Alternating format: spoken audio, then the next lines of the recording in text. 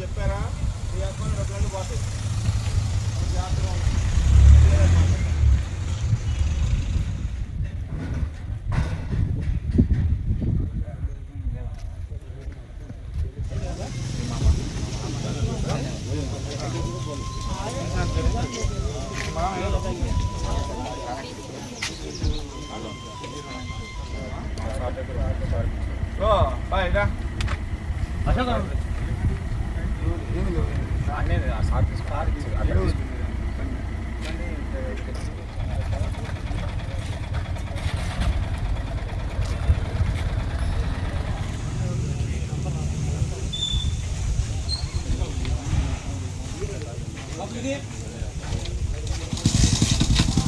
Three 223 బండి ఎవరిదయా?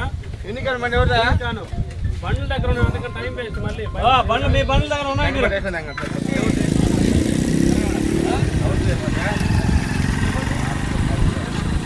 రోడ్లు మీకేమన్నా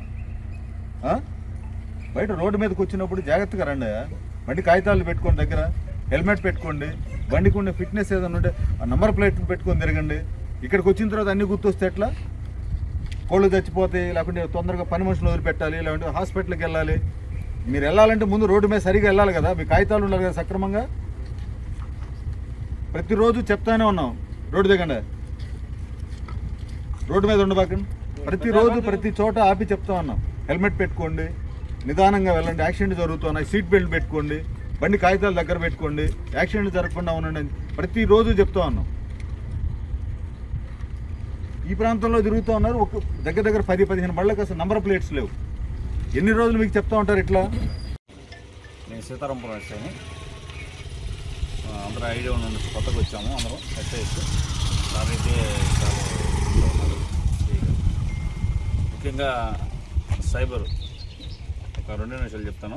సైబర్ నేరాలు ఎక్కువగా జరుగుతున్నాయి. ఇప్పుడు ఓటింగ్ కోసం కొత్తగా వస్తున్నారు, ఓటింగ్ ఎస్ఐఆర్ దాని నుంచి వచ్చేవాళ్ళు ఉంటారు. ఓటు కొత్తగా కావాలి అన్నప్పుడు ఒక లింక్ ఇస్తూ ఉంటారు, ఏదైనా దానికి మీకు లింక్ వస్తూ ఉంటుంది. లింక్ ప్రకారంగా మనం దానిలోకి వెళ్తే మాత్రం చాలా ఇబ్బంది పడతాం.